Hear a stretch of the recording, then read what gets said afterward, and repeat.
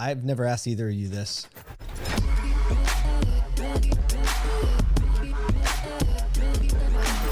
This is Auto Collabs. Are you the type of people that likes making a scene, or like if a scene is being made, do you naturally like move away from it or toward it? Like, let me see what that's about, or like, let's get out of here. I'm out. You're out. Bro, Depends on the scene for me. Okay. You know? Okay. Depends on the scene. Like flash mob, totally a part of that.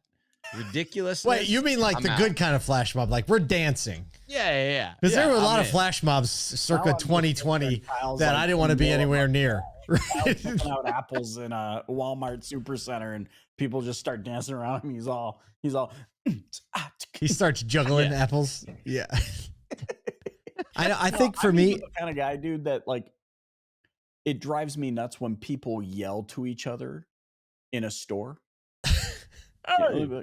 Yeah, you like duck and run. You're like, no, it's not me. 15 steps away. Walk up to David. Why are you yelling?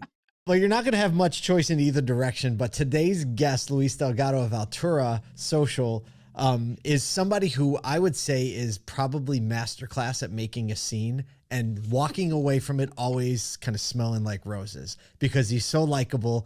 Likable. He did it at ASOTU. I've seen him do it elsewhere, and we'll see whether or not he's actually going to make a scene on the podcast. We hope you enjoy this conversation with Luis. Here we go. We've been waiting for this a long time, Luis. Thanks for joining us today on Auto Collabs. Pleasure to be here, guys. Thank you, guys. I still can't believe you let me on that stage, man. Neither can we. So, moving on. Getting past that. Thanks for joining us today. No, Luis, thanks for being with us. You are always just bring so much energy to whatever room you're in. And if you're on a live stage, that energy like multiplies by a factor of 11. Why don't we just start off? Because I think a lot of people don't know who you are in the industry, but they're about to. As soon as your camera comes back on, so working on the audio version for a second. If his camera comes back on, I'm just going to keep rolling. But it seems like it's going to go ahead and continue rolling because this thing is being. There we go. Here we go. Okay. They just can't contain all the it can't contain all the energy, man. Too much energy going in this room. EMP. So tell the people, what do you do in the auto industry and how the heck did you get here? All right. How I got here is actually sort of by accident. Well, there's no accident really, but we can really connect the dots moving forward, right? We can only connect them backwards, right? So we actually encountered the automotive space with Patrick from, never mind. There you go. It's the camera's going out. Yeah, I'm going to go ahead and just change to my local camera because I'm trying to be all fancy for you guys. And now that's what happens. That's one thing that we've learned. When you try to be fancy, it typically backfires on you. All right, I'm done. There you go. Oh my gosh, that's what you really look like? I'm just kidding. Let's roll. This ain't going to turn out. Okay, so you said you first and foremost you came into the auto industry by meeting Patrick. You met Patrick Abad, GM of Beaver Toyota in Cumming, Georgia, correct? Yeah, he's crazy enough to get us in and give us a shot at where we were already working with regards to the Hispanic market. He saw the opportunity that a lot of there's a lot of gap. There's a big gap when it comes to serving the Hispanic community, right?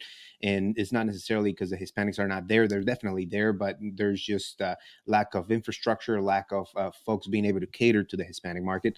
And Patrick saw this, and he saw that we were working on something that was not necessarily perfect, that there was, needed some work, but he gave us he was crazy enough to give us a budget to advertise, and then crazy enough to figure it out along the way, which is a lot of times how things start up, right? You don't really know where you're going, and then you start working the kinks, and then start breaking stuff, and then stuff works, and then now you go to the store and it looks like a Mexican store. Amen to that. All right, so basically you kind of took over creating the Hispanic content for his store. I know you. I'm gonna fast track you a little bit. You leaned into John Duran, who is kind of like the point person to the Hispanic market, and built a brand. Helped John build his brand. Meanwhile, built a massive community of Hispanic buyers, employees, etc., that now see and hear the content you're making on behalf of Beaver Toyota, and has become a pretty significant part of their store. Did I get that right mostly? Yeah, definitely got it right. Yeah, yes, indeed. And but fast tracking moving now, what we do now with in the automotive space is we're building a training platform. So there's a big gap when it comes to Hispanics and being in the Hispanics being served to be able to buy a car. Now, what I see, what John see, what my business partner saw when we went to ASOTUCon is, hey, there's this big gap of Hispanics that want to buy a car and they don't necessarily know that they can at a franchise. But what about the other side of the people that don't know that there's a massive opportunity to serve the Hispanic market? So essentially, there's another big gap of people being trained that are not necessarily in the automotive space. There might be waiters, there might be, people in retail, people in Macy's, people in other spots that are good at selling but don't know that there's a big opportunity to cater to the Hispanic market in the Ooh, that's automotive good. space.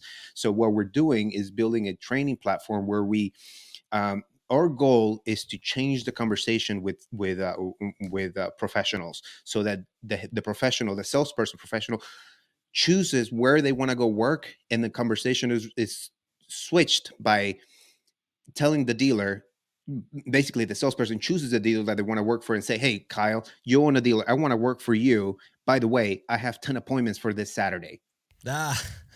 Ah, Right. See now? little leverage in the pocket. Well, because the Hispanic, I mean, like as a community, the essence of the word community is built up in the Hispanic Heck yeah. community. Like it is core and central to the way that group of people interacts, and says like, I'm going to be attached to whatever this community does, right? Yeah. So our goal is to continue building this momentum and teaching folks how to get into the automotive space, coaching them on how to be self-sufficient, and at the same time, getting there's a fear as a business owner, and probably as a dealer, there's a fear of, I'm going to build up this guy's brand and then he's going to leave Without a doubt. and take his business, his prospect. Now, uh, if the professional is going to leave, they're going to leave regardless, right? So trying to get the fear out of that of the dealer saying, I'm going to build his brand, but rather I'm going to help him build his brand, and we're all going to grow. We're going to build a massive community within the dealer, so that everybody's happy and we all grow together. If some of them leave, well, maybe, as a leader, if somebody leaves from my organization, it's probably my fault that they left, right? So good people should not leave just like that.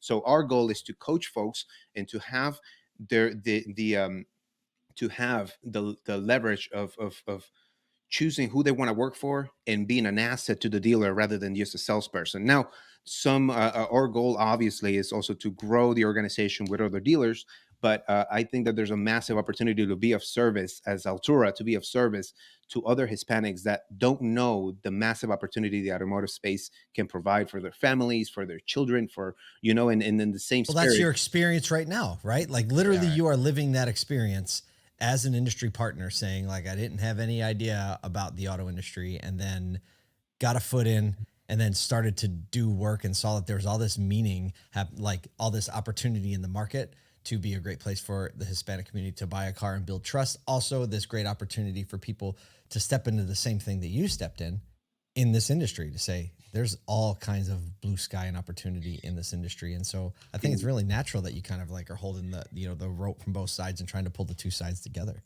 Yeah. No, I did encounter the automotive space at my younger age. I actually got introduced to a buy here, pay here. So I firsthand encountered fixed interest rates. I encountered just move steel at all prices. Right, where there's like, this car's good, this car's bad, this car's bad, it's got to go. You sell it, go ahead and sell it. So I want, and a lot of the clientele were Hispanics. So it left a very, not necessarily a good taste in my mouth. I was becoming somebody else, and I dipped. I quit from one day to the next. Actually, within 4 months, I quit. I met my father for the first time ever, And then I was like, man, this crushed my life. And this is not who I want to become. And then I quit and I started my marketing venture. But I got encountered to the automotive space through a buy here, pay here, and it was a horrible experience. But By working at a buy here, by pay here, working, by you're being saying. sales, Yeah. being a GM, and in finance, in a buy here, pay here, and and that's when it kind of clicked on my head. I'm like, dude, there's so many Hispanics, there's so many people that need service, and they don't know that they can buy at a franchise. They don't know that they can. It might be because a lot of Hispanic folks, maybe they don't feel worthy of going to like a Bieber Toyota, It's right? daunting, right? Yeah, this massive place. I'd rather go to a gravel place, where I know for a fact that I'm gonna get financed, regardless of whether I got ITN number or driver's license or all this stuff. They're gonna buy a car anyways. Which, by the way, by 2025, 25% of all car sales are gonna be Hispanics, Whoa, right? Goodness. that's next year. That's next So year. it's like if you Wow. don't have 25% market share at your or 25% of your purchases happening from that client base, you're just missing a Way massive behind, opportunity yeah. for Somebody's market getting share. that. Wow. I'm sure it varies market to market, but as a whole, dang. I think there's like there might be some people that are listening or watching and being like, well, why is that? And there's something just really powerful aside from market segmentation and how important a principle that is in marketing. What's happening here is that like if I were to go to Europe or South America or Mexico, the minute I meet another American or another Canadian, I'm instantly gravitating towards that individual because I know it's somebody else that understands me, my circumstances, my way of life, my culture. That's what's happening here for the people that are wondering why this is so powerful. Because you have a large Hispanic community and they are now in a different country, they're gravitating towards their community, their culture, that they understand people. And the power of that is that when a powerful recommendation enters that group, they are more likely to talk about it. In the same way that when I moved from Canada to America, I found groups of people that I knew understood my way of life and have since purchased cars when I bought a car. They've since gone to the same dealerships to buy cars that I bought cars from. That's the powerful, thing that's happening here. So when you say that such a large percentage of people are going to be buying cars in 2025 in the Hispanic community, I want the dealers that are paying attention to this to understand the very simple mechanism at play here, which is that we gravitate to our culture because it's what we understand. And referral traffic through that group is so much more powerful than reading a Google review. Yeah, indeed. Yeah.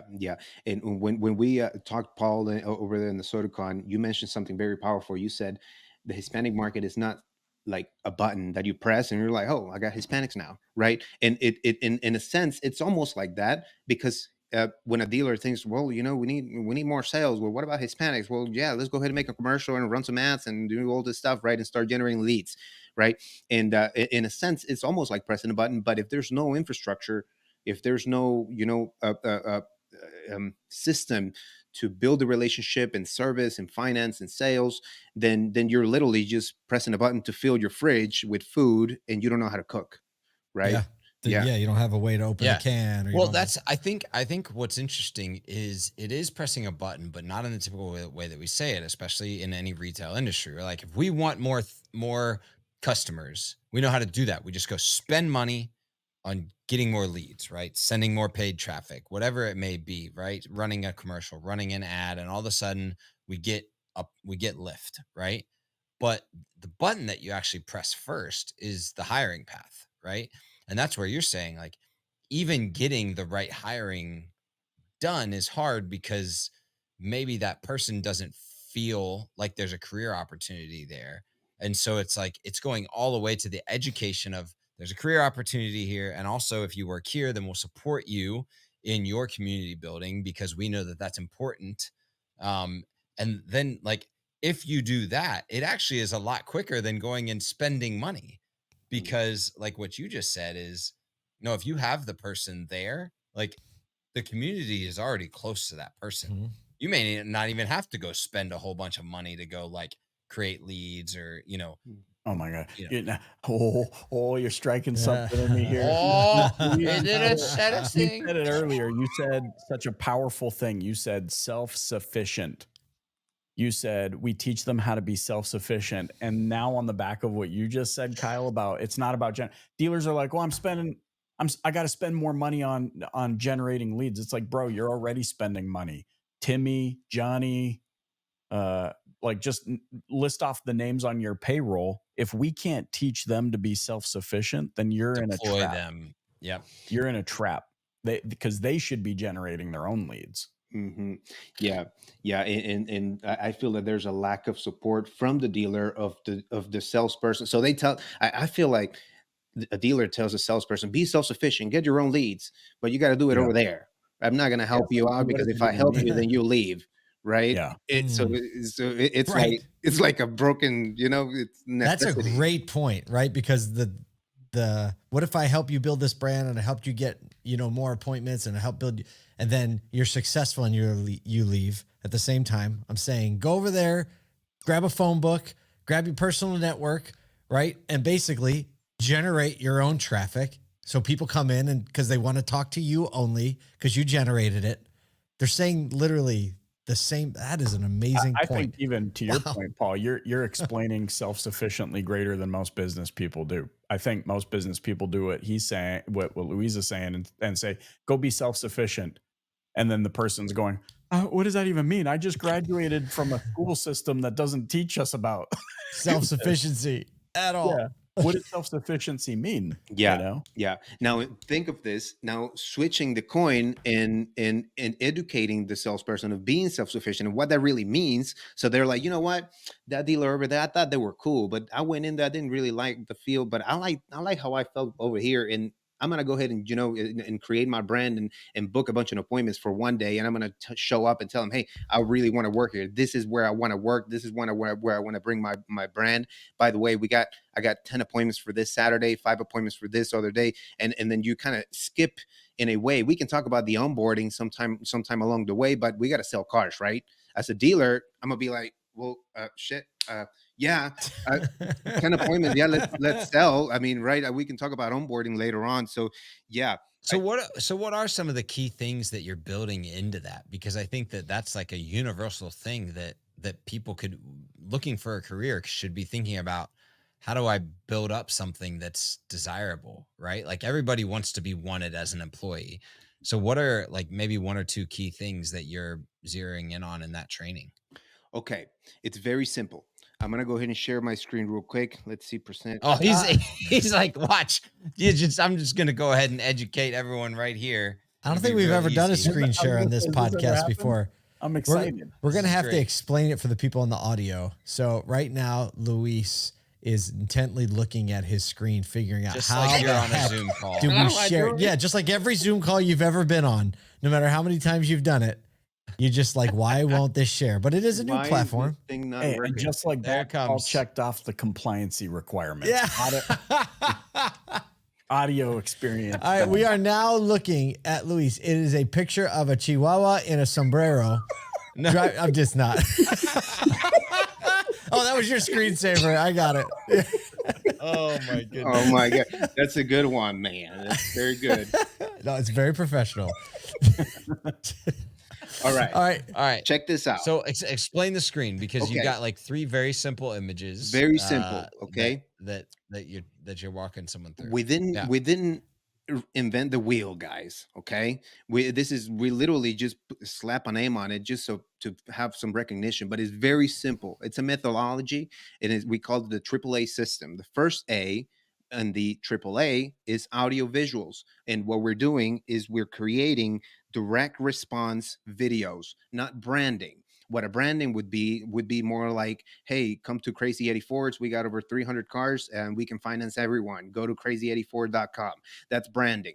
And what we're teaching folks is creating direct response. What that means is, hey, this is Crazy 84s. We got over 300 cars. And by the way, if you're in the market for a car, we can start a pre-approval started in less than 30 seconds. Click this button right now to book your appointment. 15, 20-second video, direct response. Okay, now once we make the video pretty, then we make it really ugly by adding a bunch of graphics and a bunch of stuff, right? Like this. Got it. Step 1, make the video pretty. Step 2, make that pretty video ugly. It's As amazing. ugly as possible. It's a perfect balance of pretty and ugly, right? And now the second A is creating the ad. It's like intentional. I It's know like it. make it pretty, then make it ugly. Yes. It's perfect. Yeah, and you've seen it before. You've seen this ad So before, good. right? And you're like, man, this video is so pretty, but it's so ugly. Why they do that? Let me go ahead and opt in just to see what's going on. Okay, the second A is we create on Facebook forums, right? You guys are familiar with it. Everybody in the whole dealer world is familiar with Zoom in some more. Zoom in some more on that one. Okay. There you go. On Facebook forum. And then we use Facebook's own targeting, or we use deepsync.com for third-party data. We buy third-party data from them. And then the third A is we make appointments. We all within the same flow of the ad, okay? And this is connected to a Google Calendar, and then it sends to the salesperson, or it can send to the dealer CRM. So to visualize this is an ad that we from this guy called the Healthy Insurance Dude. As you can see, he made a really pretty video, but he made it ugly. He put some B-roll in the back. He put this fractal stuff here, and then he put the subtitles here, right? And it's an on Facebook forum. Now they take people to this second page where people can get acquainted with overview, how it works, the products and stuff. But essentially within the Facebook forum, they give us their information. And then on the thank you page, instead of telling them, which is, by the way, what everybody's doing on the thank you page, they tell them, hey, thanks, dude. I guess we'll call you back sometime. Instead of doing that, you're inviting folks to book their own appointments, all while they're in the toilet watching kitty videos, right? So people are busy these days, right? They don't have time. But that's what they're doing. You're right. They don't have time to mess videos. around, right? If they're in the market for a car, they're probably going to go ahead and opt in and never answer your back. And then there's going to be some folks where you're like, well, you know what? I still got some time here. Let me go ahead and book my appointment, right? So this is the basis of what we're doing. We're teaching people. By the way, we're using AI so that they get an unlimited amount of creative juices flowing with prompts so that they can create their own direct response video. And then we teach them how to build their infrastructure as a brand or as a dealer. And then we send this traffic to appointments. Now, the cool thing is that when Luis, I think we're going to get in all kinds of trouble here. You think so? I do. Good. You know why? Why? You guys, good. You know why? Because never once have we done any kind of product demonstration on this show. And this is so entertaining. We're letting it go. And It is wildly If entertaining. you were just listening, you have to go to the video version You and have watch to go to it. the video version because this man, like, he went full on game day on us. He's like, check We this were- out. John glad Madden you came asked. out with the play-by-play. Go to This is AuturaAutomotive.com. I think, yeah. It's unbelievable. And now he's shot across. No, the but room. I'm It's realizing over. how he had us Got in the full trick bag the sideways. whole time because he started with a pretty camera and then he made it ugly, right? And he switched to his yeah? laptop camera. He's just the whole time. He's just this is roping us actually- in. It's a master class. You didn't even in- notice, in, man. I'm telling you. in content. Well, let's talk about him making it pretty than making it ugly at ASOTU. He had this beautiful session. It was packed full of people about Hispanic marketing. And I'm sitting outside one of the breakout halls in the main hall. And all of a sudden, I hear this very loud music. I mean, full. And prop. then a band comes marching in. Meanwhile, Kyle is on the podcast stage talking with Mike Stanton, president of NADA. And this massive mariachi band walks into, I feel like they expanded the definition of a mariachi band. It's a Mexican Sinfonica. Is that what it was? I mean, when you got 15 Okay. people with like flutes and trombones, That and makes more drums, sense. Okay. And so, Yeah. and he just found a way to get everybody looking at him and going, Luis, right? What the heck is he doing? But mission accomplished though, but they love you. But here's what I think, and I love this, and we'll wrap on this. But the whole point of like how to demand the attention of an audience, a community, a segment is be ready to like put yourself out there. And you're saying that to the salespeople, you're saying that to the dealers, you're saying that to yourself in the way that you go to market.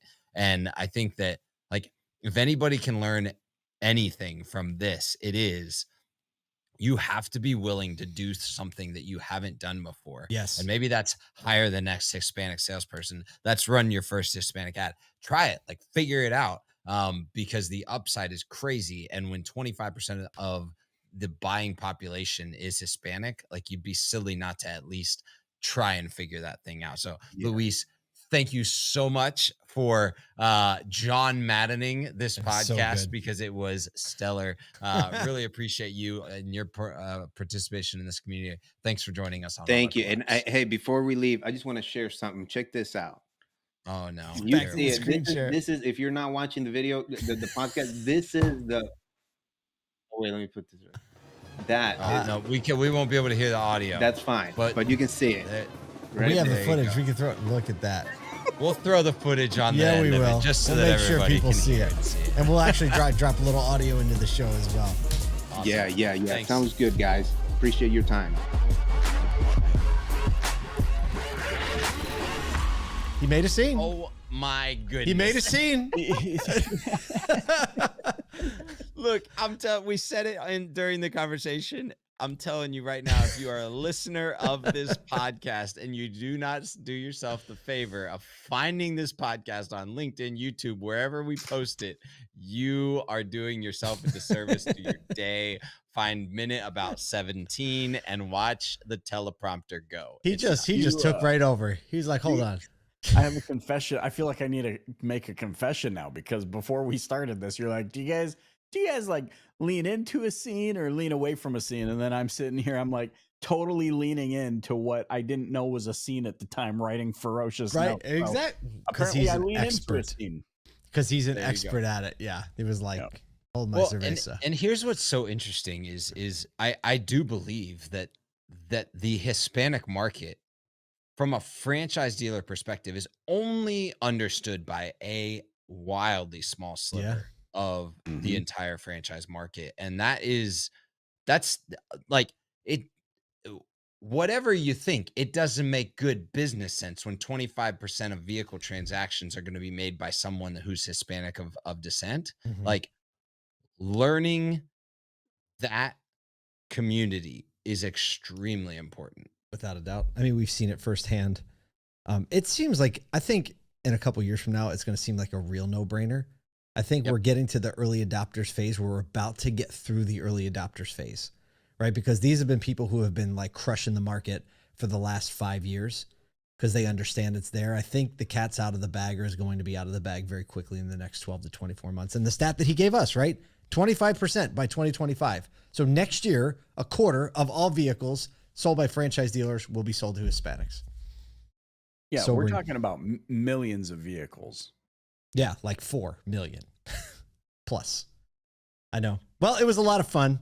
We hope you had a lot of fun with us. You should definitely check out Altura. You should check out Luis. If you have the opportunity to meet him, you should definitely do that. But for now, on behalf of Kyle Mountsier, Michael Cirillo, who doesn't like a scene, and myself, thanks for joining us today on Auto Collabs.